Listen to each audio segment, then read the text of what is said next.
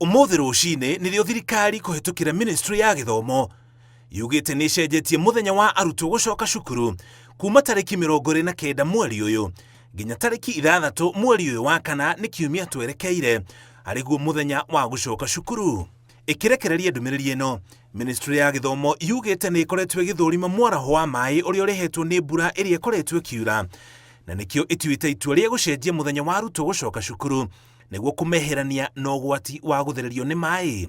No na kũhana oro ũguo, ciama cia KUPPET na KNUT ciĩrĩte thirikari ĩtige kũherithia aciari na arutwo. Bwana Machogu, I want to say it is not good.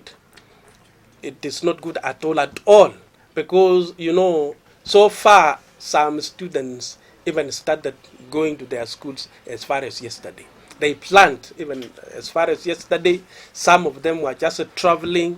We have students traveling from all corners of the Republic of Kenya.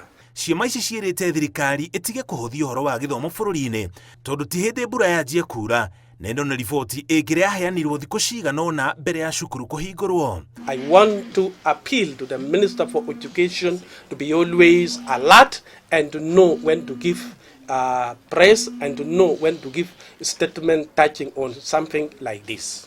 It was not welcomed in good faith. It was so late. Ciama ici ciũrĩtie Ministry ya Gĩthomo ĩbacĩrĩre aciari kĩmũhuko nĩ ũndũ wa kũrutithio wĩra wa gĩthiũrũrĩ kumana na mahĩtia matarĩ mao. If it is possible, the government of Kenya could even reimburse those students who have already traveled on the way their money.